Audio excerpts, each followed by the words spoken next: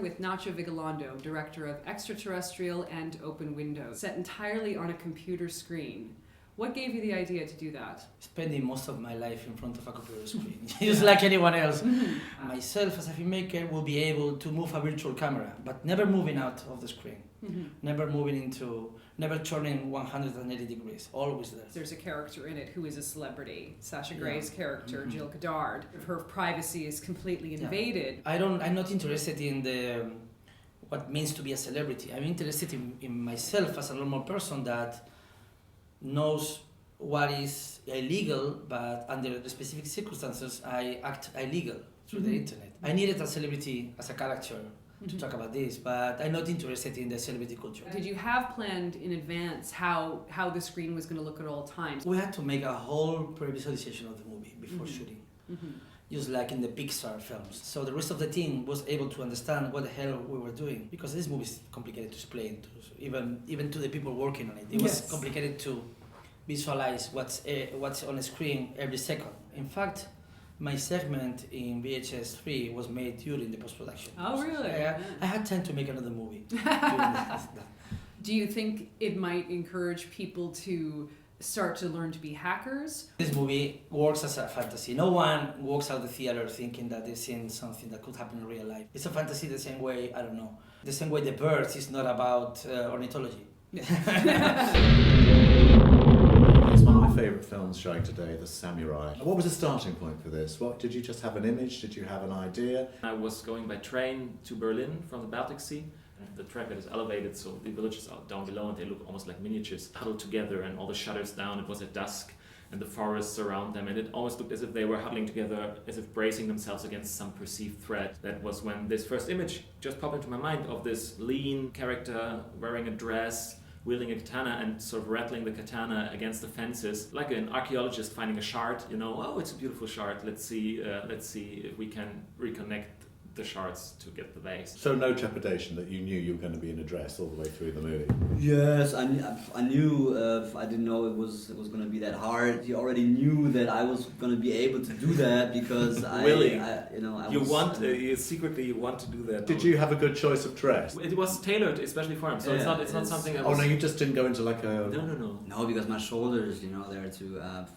it's not just a girl's dress. A girl's dress would never have the taille, the waist. Oh, right. They would always be higher, but it made him look so pregnant and uncool that we just kept lowering the waistline. You're supposed to be feel very confident in the dress and everything, and then somebody makes you wear a wig, which makes you look completely different, and I know that's... it makes it look completely astonishing as well.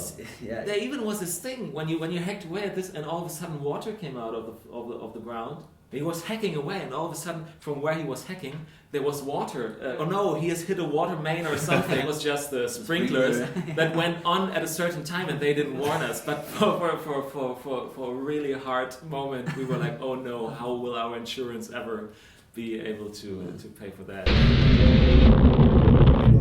Welcome to FrightFest. Thank you. You're here with Extinction. It's about an expedition to the Amazon. A team of researchers go to the Amazon on an expedition to study endangered and vulnerable species, and themselves become on the endangered list when they discover dinosaurs roaming around the Amazon, living and breathing. We try to not do what a lot of found footage movies do. That's have shaking cameras all the time. Our actual character who's holding the camera is a professional cameraman, so he's looking for more beautiful shots, and he's looking for that perfect frame. But every now and again he does have to run away from a dinosaur, so it does get a bit shaky every now and again. How did you do the dinosaurs practically? Having the actual physical creatures on set means that you have such a wonderful, again, starting point to do something with, that what you bring to the screen, I think, is a little bit more truthful and is a little bit more exciting maybe. And I think for the cast it makes a big difference, because we never showed them the dinosaur until their first day on set with the dinosaur. So they'd done about a week already, and then it was a night shoot, and they came on set, and then just slightly silhouetted in the darkness was this huge beast, and they were all really intimidated by it. When you got them interacting with it, and it's this big predatory beast bearing down on them, gave them a lot more to work with than, just it's over there somewhere, guys. In our documentary strand. We have Doc of the Dead, and it's by a good friend of mine, Alex Philippe. Alex, I'm so pleased you're here, finally at a FrightFest. I know. After all these years of promising you. So what is it? What is this allure the zombie has? What I like about it, you can't say, oh, well, that's what this is for sure, right? I mean, it's a very complicated answer.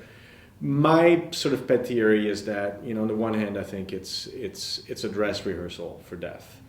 It's kind of a way to exercise the fear that we have. In 2009, when I was at San Diego Comic-Con, I noticed that there were more zombies there than usual, or certainly more zombies than there ought to be at a Comic-Con, you know what I mean? So it pretty much struck me that I needed to start really looking at that phenomenon of, how did zombie go from, a very strong, powerful underground culture to the mainstream.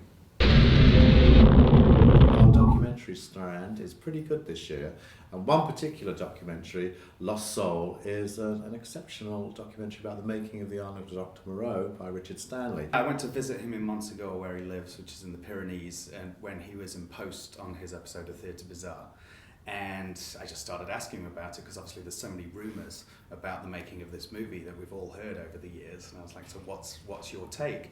And he started talking, and I happened to have my camera with me, so I'm like, well, let's actually roll on this and we'll put it as a blog post. And then hours later, he's still talking about it. And I thought, this is actually a good enough story to make its own feature. The fact that he crept on and pretended to be an extra Yeah. is just staggering. Yeah, and the fact that we got the runners from the movie, the Australian guys who actually snuck him onto the set as well, kind of verifies the story. The funniest stories in the film are about Marlon Brando. Brando met Nelson De La Rosa, the smallest guy in the world. He's like, that's the guy I want to be my co-star. The only things you remember are Marlon Brando in whiteface and him with the little guy, which has become a thing in South Park and Mini-Me. Ultimately, I think what horror fans are going to see in this is something that could have been amazing. Now have you plied these bitches with Hypnocil?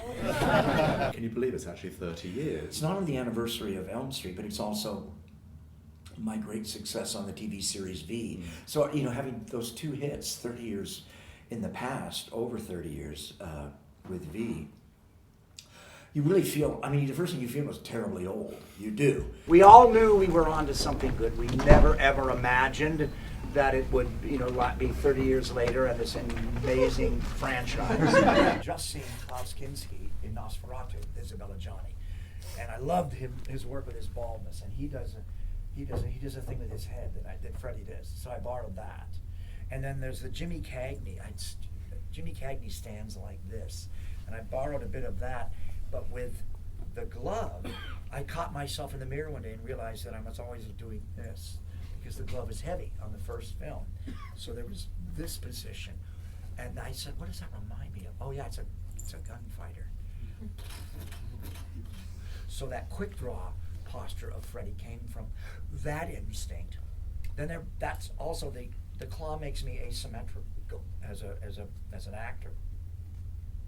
So I borrowed a little bit from Bob Fosse. The significance of Bob Fosse, Michael Jackson, MTV, and Freddy Krueger. People forget, but as Freddie, I was a guest DJ, a guest VJ on MTV a couple of times, and then the videos came, the box sets came out, and then cable television began, then the DVDs came out, and the Blu-rays, and now Netflix, and more sophisticated cable and downloads. So I'm almost on my third generation of fans. You're all my children now! We have producer Jan Harlan, who is executive producer on several Stanley Kubrick films, including The Shining, which finally gets a full, uncut, 144-minute release here in the UK. Warner Brothers felt, after the film was released in the United States, that it may have been a touch too long. So Stanley wasn't that stubborn, and he also wanted Warner Brothers to be pleased, so he shortened it a bit. It doesn't really change the substance of the film. It's very, very carefully made, with tremendous love and passion, as he always did. The Shining has now become a classic, and is much, much more popular now than it used to be when it came out, be it the shorter or the longer version. He was very, very keen that the film should be seen in ideal conditions. One clear benefit of the digital projection is that the standard of cinema screen is far higher now than it used to be. He would have liked that, no doubt about it. he famously would send people to investigate cinemas that were going to play his films. Don't I know it? Yes.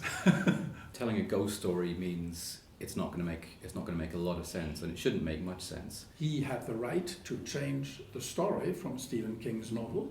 That was upfront clear. He wanted more ambiguity. He didn't want to explain anything. And I think he succeeded. I'm quoting Stanley Kubrick by saying, never explain anything that you don't understand yourself.